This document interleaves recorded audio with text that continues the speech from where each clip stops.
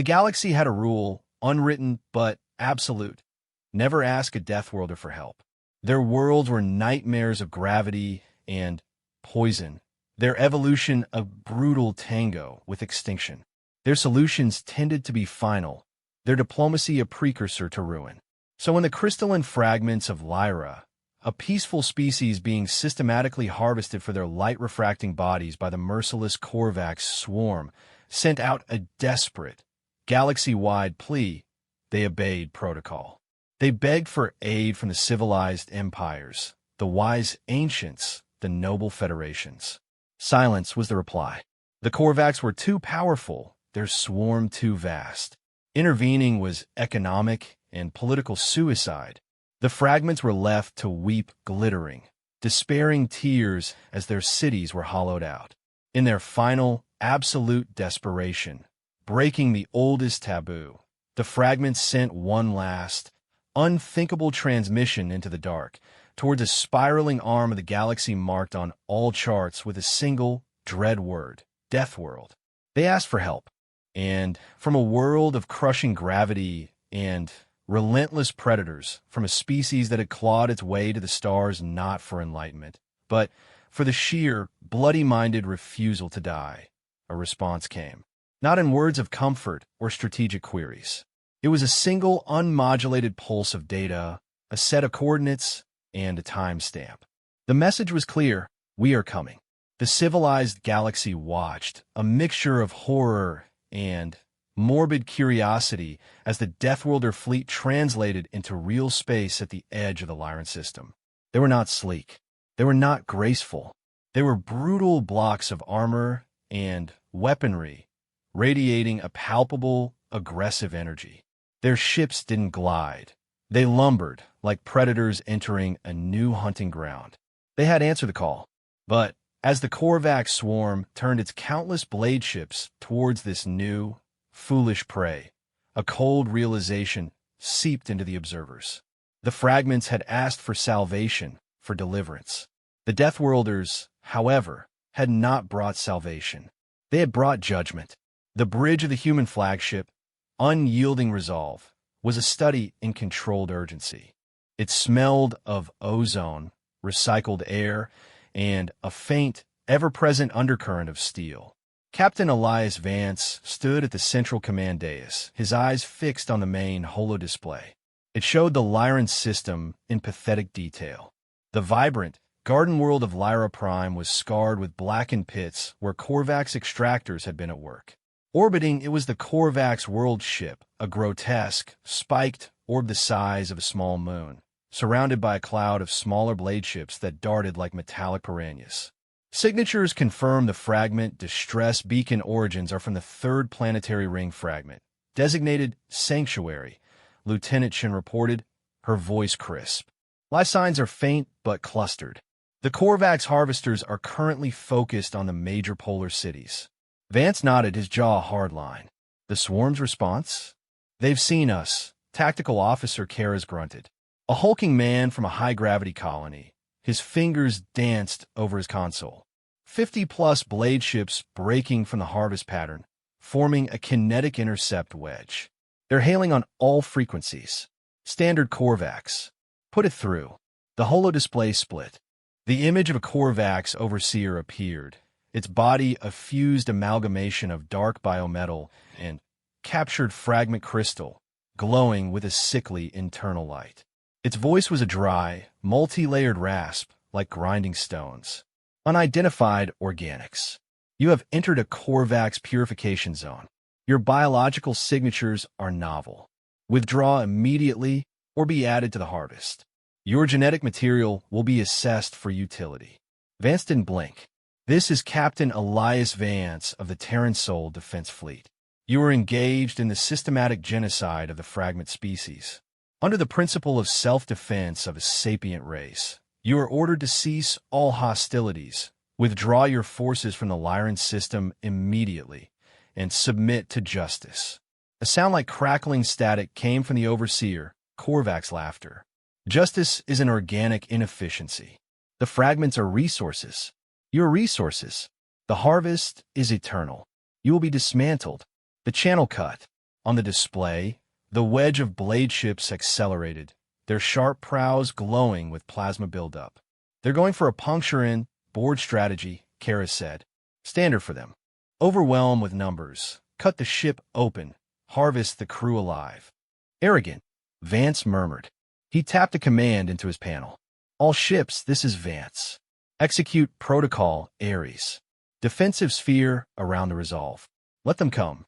The small human fleet, a handful of battleships, and their escorts shifted formation, pulling into a tight defensive cluster. To the watching galactic observers peering through long-range scanners, it looked like fear, a circling of wagons. The Korvax certainly thought so. Their blade ships screamed in, plasma cutters flaring, ready to carve into the seemingly passive human hulls. At 500 kilometers, the human ships erupted. It wasn't energy weapons. From seemingly every pore of the human vessels, thousands of physical projectiles were launched. Not missiles, but simple, stupid, hyperdense kinetic rods. A cloud of them, a storm of tungsten and steel, met the Korvax charge. The first line of blade ships disintegrated, their elegant forms pulverized into shrapnel by the sheer, brute force volume of fire. Secondary explosions rippled through their ranks as reactors were breached.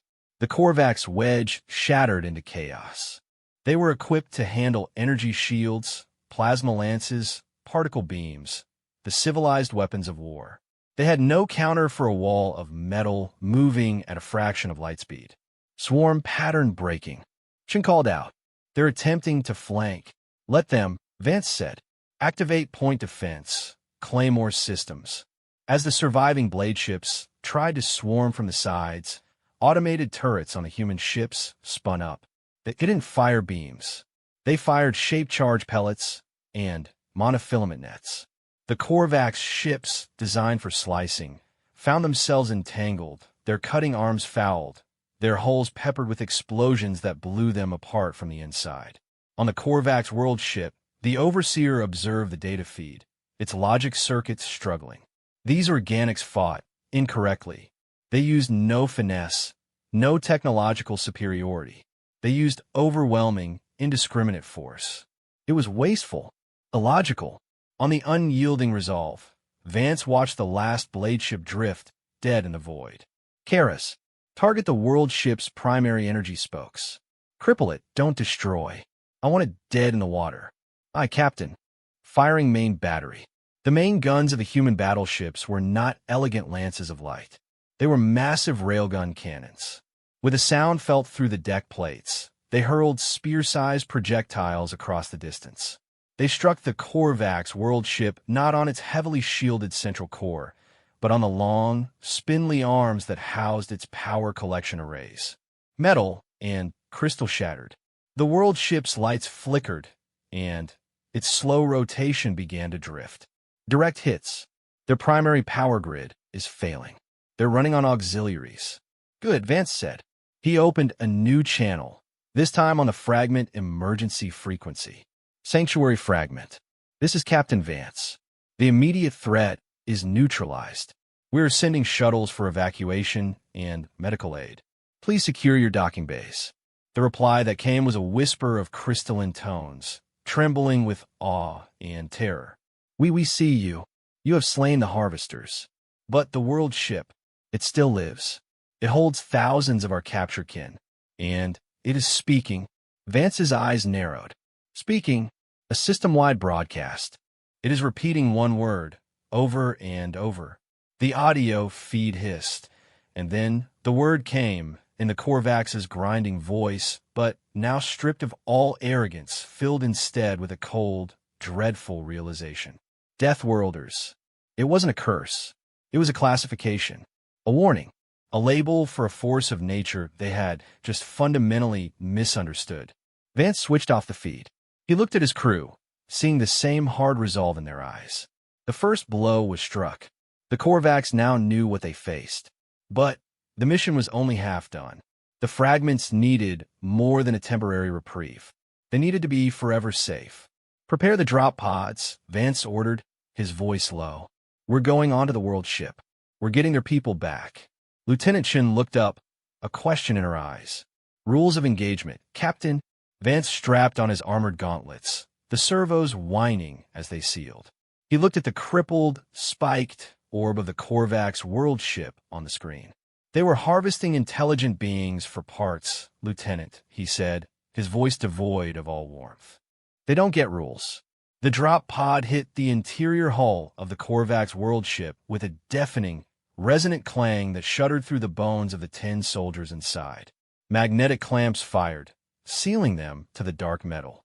Then, the shaped charges on the front detonated, not outwards but inwards, blowing a jagged hole into the ship's interior. Before the smoke cleared, Sergeant Rook was moving, his armored form the first through the breach, rifle up, and sweeping the corridor. The air was cold, dry, and stank of ozone, melted crystal, and something organic and sour. The walls were a latticework of fused metal and embedded, dimly glowing fragment crystals, pulsing like captured hearts. Wires and conduits snaked across every surface. It was less a ship and more a grotesque hive. Clear. Rook barked, the rest of his squad spilling out behind him. Their armor was bulky, angular, designed for survivability over stealth. Lights mounted on shoulders, and rifles pierced the gloom, revealing empty, echoing passageways. Grid 4 Alpha secure. Rook reported back to the Resolve. No initial contact. Moving towards the central holding vaults per the fragment schematics. The schematics were old, provided by the fragments from before the fall, a best guess at the world ship's layout. The Korvax had modified everything, but the basic superstructure remained. They moved in a tactical stack, silent but for the heavy thud of their boots and the low whine of their armor's power units. The silence was oppressive, broken only by the distant hum of strained machinery and the occasional drip of leaking fluid. They reached a vast intersection. Here, the horror began. Embedded in the walls were fragments, dozens of them. Their crystalline bodies, once brilliant with refracted light, were now dull and gray, fused directly into the Korvax infrastructure. Thin, invasive tubes pierced their forms, siphoning the luminous energy that was their life essence.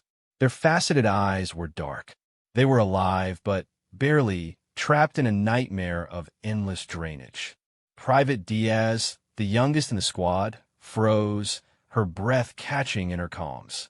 God Almighty, stay focused, Rook snapped, but his own gut was a knot of cold fury. They're alive. The Korvax are using them as living batteries.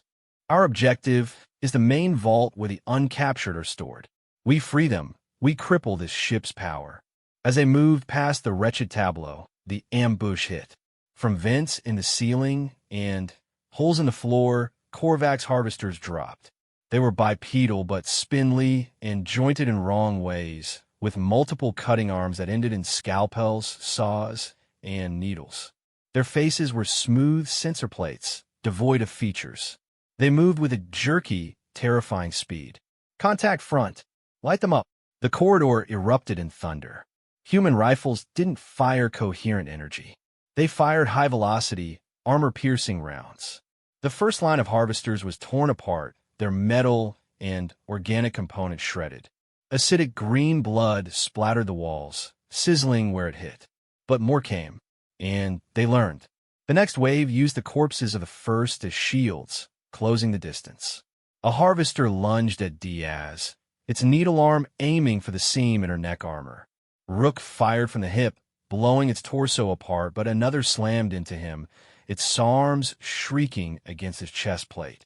He grunted, dropped his rifle, and grabbed the thing's central limb. With a roar of servos and raw strength, he wrenched, tearing the arm from its socket and driving the jagged end into its sensor plate. The fight was brutal, close quarters, and messy. The humans fought with a ferocity that seemed to surprise the purely logical Korvax. They used fists, knives, and the butts of their rifles when ammo ran low. They fought not like soldiers in a tactical engagement, but like cornered animals, which in a sense, they were animals from a world where every day was a fight to survive. Finally, The last harvester fell, twitching. The squad was battered, armor scarred and dented, but no one was dead. They're adaptive, Corporal Hale panted, slapping a fresh magazine into his rifle. But they're predictable. All logic. No dos pedastion. Let's keep it that way, Rook said, retrieving his weapon. Move. The vault's ahead. They blasted through a sealed door and found it. The central holding vault. It was a cathedral of misery. Row upon row of transparent containment cells stretched into the distance, each holding a fragment. These were the uncaptured, kept whole for later processing. They flinched from the sudden light and noise, their bodies dim with fear. Hale, Diaz, set the breaching charges on the cell controls. Chun, cover the entrance. We've made noise. As the charges were set, Rook approached the nearest cell. The fragment inside, a being of delicate rose quartz, pressed its hands against the transparent barrier. Its voice, transmitted through the human's audio pickups, was a faint chime. You are the Deathworlders. You fight the harvest. We're here to get you out, Rook said, his voice gruff through the helmet speaker. The Overseer, it has a final protocol. If the harvest is threatened, it triggers the purge. It will overload the core, vaporizing the ship and all within it to deny us the resources. Rook's blood ran cold. He opened the squad channel to the resolve. Captain, we have a problem. The Overseer has a dead man switch. A self-destruct. Vance's voice came back, calm but sharp. Confirmed. We're detecting massive energy buildup in the world ship's core. They're going to scuttle it. You have 10 minutes before it goes critical.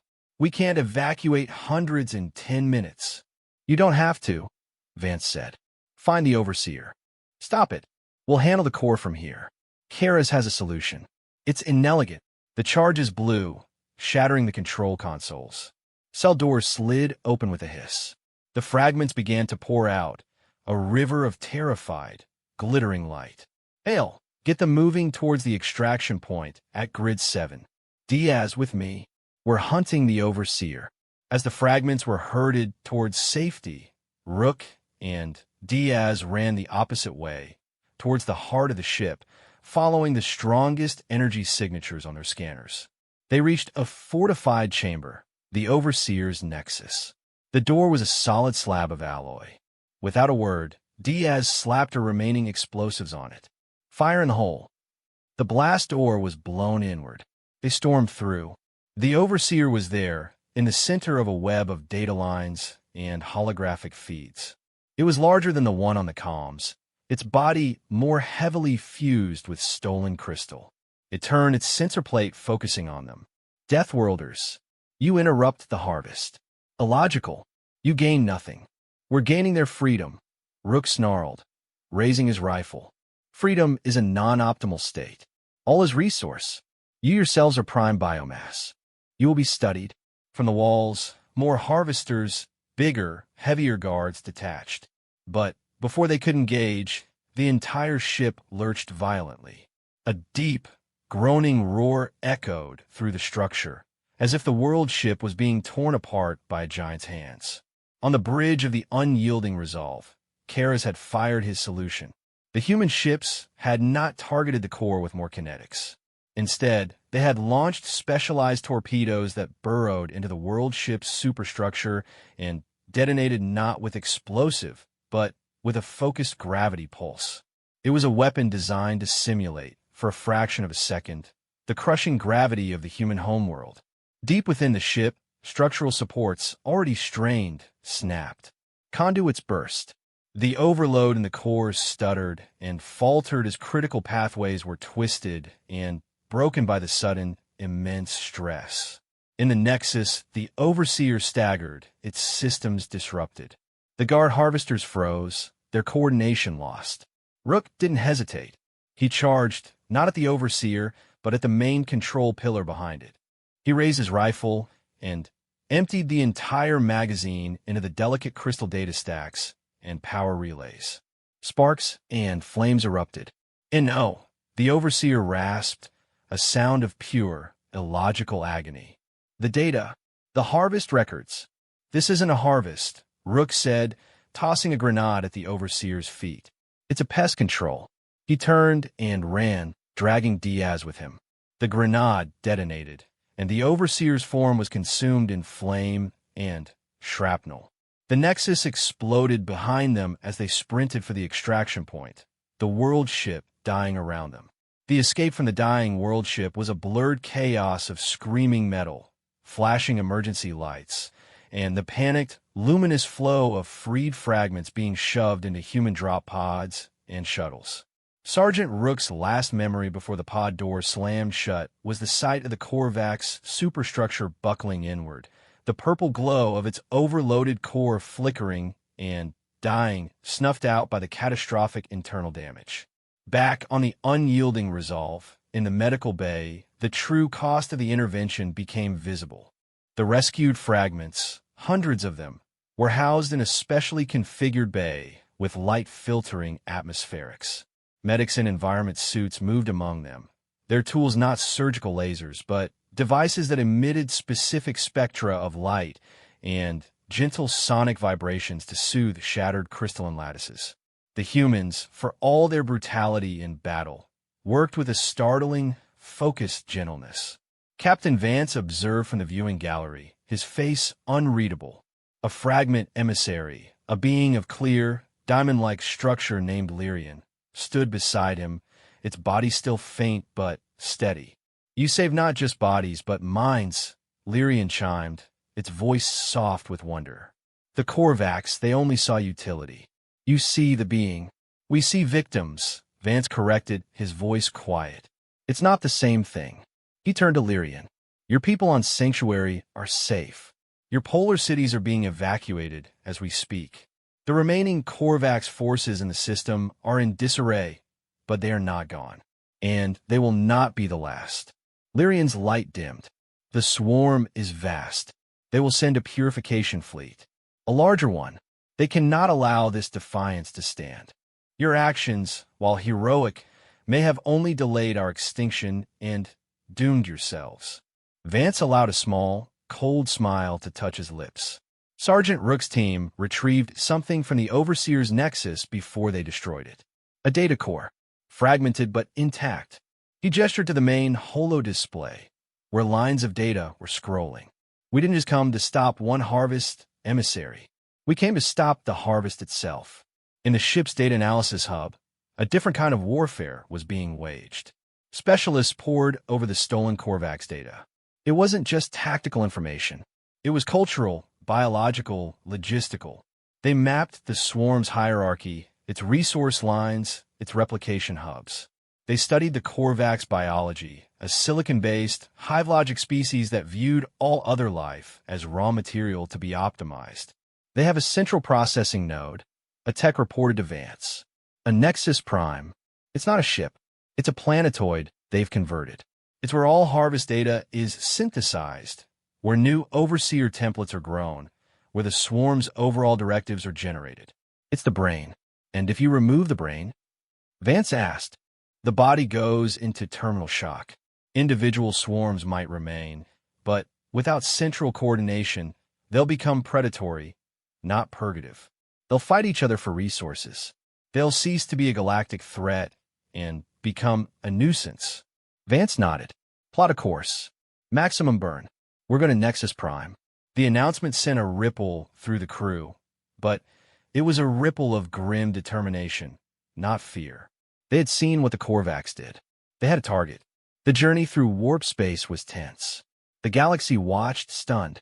The Deathworlders hadn't just defended a client species and left. They had taken the fight. They were heading directly into the heart of Korvax territory. It was madness. It was suicide. On the final approach, the scale of Nexus Prime became clear. It was a dark, pockmarked planetoid, its surface covered in sprawling, geometric factories, towering spires of data collection, and deep, pulsing shafts of energy mining. Thousands of Korvax vessels orbited it. Not just harvesters, but warships of considerable size, guardians of the hive mind. The human fleet dropped out of warp at the edge of the system. They were outnumbered 100-1. "They're hailing us," Chin said, her face pale. It's Nexus Prime itself. The voice that filled the bridge was monolithic, a chorus of billions of grinding whispers fused into one deafening imperative. Deathworlders, you have taken resources. You have damaged the swarm. You are now designated priority harvest. Approach and be disassembled. Your biological uniqueness will be cataloged in perpetuity. Vance ignored it. Karis, status of the prototype. Charged and ready, Captain. But the yield, it's theoretical. And the delivery system is us, Vance finished. He opened a fleet-wide channel. All hands, this is the captain. Our objective is Nexus Prime's central processing spire. We're going to punch a hole through their defensive fleet and deliver our payload. This will not be a stand-up fight. This will be a charge. All ships form Spearhead Delta. Maximum thrust. All power to forward shields and engines. We are the projectile. The human ships, blocky and brutal, shifted formation once more. This time, they formed a tight, wedge-shaped spearhead with the unyielding resolve at its tip. Their engines flared to blinding intensity, and they began to accelerate directly towards the heart of the Korvax swarm. It was an act of sheer, unbelievable aggression. The Korvax fleet moved to intercept a wall of blade ships and heavier cruisers, filling space with a storm of plasma fire and kinetic missiles. The human spearhead plowed into it.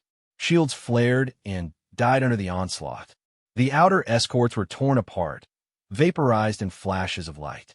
But the core of the spearhead held, bleeding ships, but not breaking formation. They were using their own destroyed vessels as momentary cover, riding the wave of their own devastation. They returned fire not to destroy the enemy fleet, but to clear a path. Massive, sweeping bursts of kinetic flak and focused energy beams that carved a temporary, burning corridor through the Korvax ranks. On the bridge of the Resolve, alarms screamed. A hit rocked the ship, and a console exploded. Vance held onto his command rail, his knuckles white. Forward shields at 20%. Hull breaches on decks 5 through 7. Chin yelled over the din, "We don't need to go back," Vance said, his eyes locked on the looming planetoid. "Just forward." Karis, ready the payload. The unyielding resolve, scarred and burning, broke through the last line of defenders. It was now alone, hurtling towards the surface of Nexus Prime, towards the gargantuan central spire that throbbed with data light. Launch the payload. Now! From a ventral bay, a single, modified drop pod was ejected. It didn't have a human inside. It was packed with a single, man-sized device, a weapon the human physicists called a gravity shear bomb. Its principle was simple. Upon detonation, it would create a microscopic, unstable singularity that would immediately evaporate in a Hawking burst of unimaginable energy, but its true effect was the spatial distortion. It would twist the very fabric of space-time in a localized area, shredding atomic bonds and data patterns at a fundamental level. The drop pod, guided by a final, suicidal burn of its thrusters, slammed directly into the base of the central processing spire. For a second, nothing happened. Then, the light from Nexus Prime changed. The pulsing data streams stuttered. The monolithic voice in the human's comms dissolved into a scream of pure, corrupted static, the sound of a hive mind experiencing pain. A silent, black sphere appeared at the point of impact. It wasn't an explosion. It was an unmaking. The spire and a vast chunk of the planetoid around it simply disintegrated, not into debris, but into a shimmering, fractal dust that then collapsed in on itself and vanished. A perfectly spherical crater of nothingness was carved into the heart of the Korvax intelligence.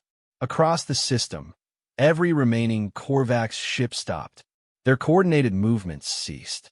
They drifted, lifeless.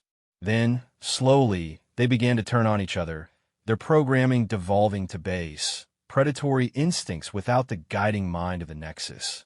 The unyielding resolve, critically damaged, limped away from the dying brain of the swarm. They had done it. They had delivered judgment. But the cost was etched in the silence of the bridge, in a list of the dead scrolling on a side screen. They had asked for help. The Deathworlders had come. and they had left a silent, broken god in their wake. The return to Lyran space was not a victory march, but a slow, wounded crawl. The unyielding resolve was a gutted leviathan, trailing atmosphere and debris, its hull a testament to the fury it had endured and unleashed. It was escorted by the few remaining human ships, each bearing their own scars. They moved in a silence that was heavy with loss and the grim satisfaction of a necessary task completed. The galactic observers, those who had watched the final assault on Nexus Prime with a mixture of awe and terror, now broadcast the news. The Korvax swarm was broken. The Central Intelligence was gone. The harvest had ended. A wave of stunned disbelief, followed by frantic political recalculation, rippled through the civilized empires. The Deathworlders had not just won a battle. They had surgically removed a galactic-scale threat, and they had done it with a willingness to sacrifice and a capacity for violence that redefined the words. When a human fleet finally translated back into the Lyran system, they were met not just by the fragment sanctuary ships, but by a small armada of vessels from the very empires that had refused to help. Sleek diplomatic cruisers from the hegemony of light, sturdy trade barges from the mercantile combine, elegant research vessels from the Zenithinkers Guild. They hung at a respectful, wary distance, their hailing frequencies blinking with requests for communication. On the bridge of the Resolve, Captain Vance, his uniform stained and his face etched with exhaustion, looked at the display. "Ignore them for now," he said, his voice hoarse. "Priority 1 is getting our wounded to the Haven's medical bay and transferring the fragments to their new orbital haven.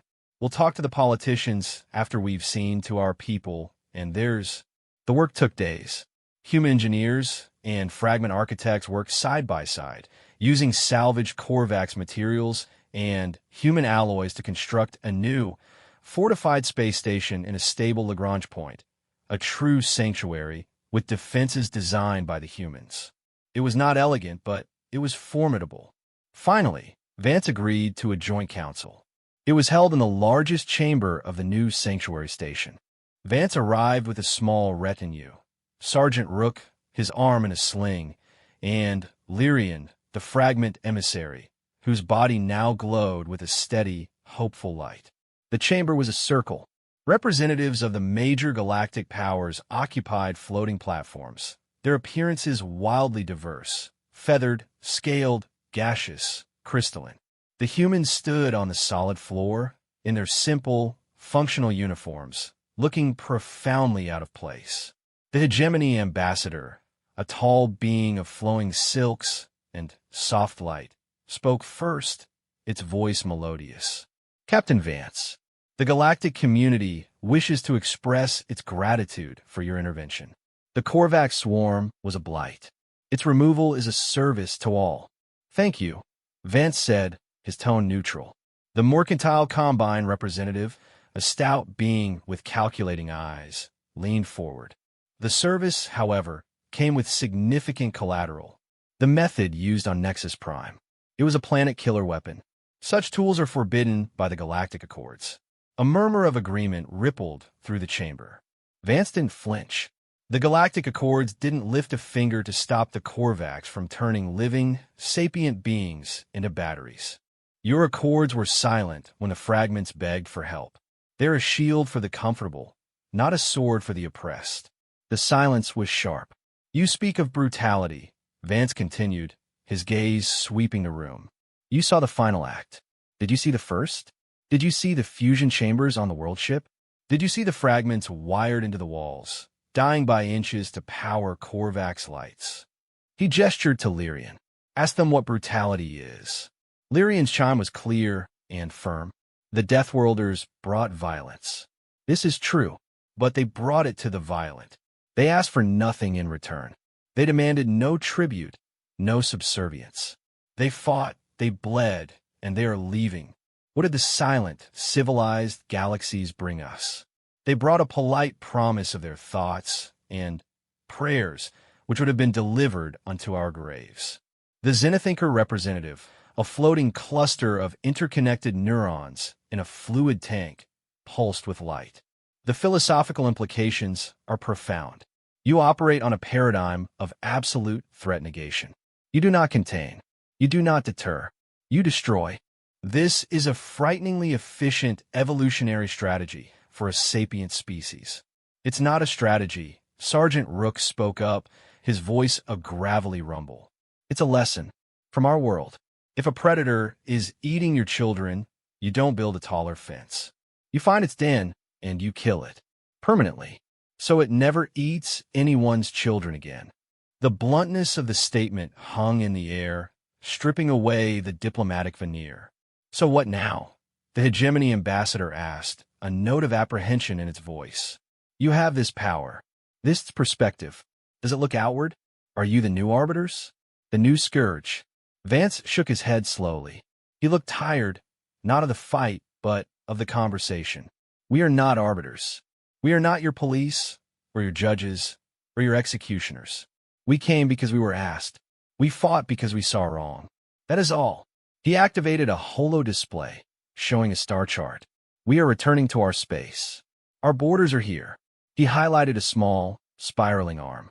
We will defend them. We will trade, if you wish, on fair terms. We will exchange knowledge. But understand this. He paused, making eye contact with each of the representatives in turn. We are not a galactic power. We are a people from a death world. Our first and greatest art is survival.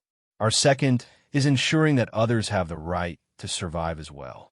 Do not mistake our restraint for weakness, or our mercy for indecision. The fragments asked for help.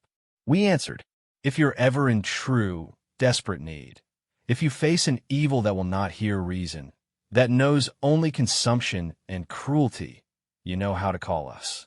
He let the implications sink in. It was not a threat. It was a stark, terrifying promise. But be certain of your need, Vance finished, his voice dropping to a near whisper that carried through the silent chamber. Because we will not bring diplomacy. We will not bring sanctions or negotiations. If we come, we will come with the full, terrible conviction of those who have stared into the abyss of extinction every day of our history and told it to fuck off. We will bring an end to your problem. Permanently.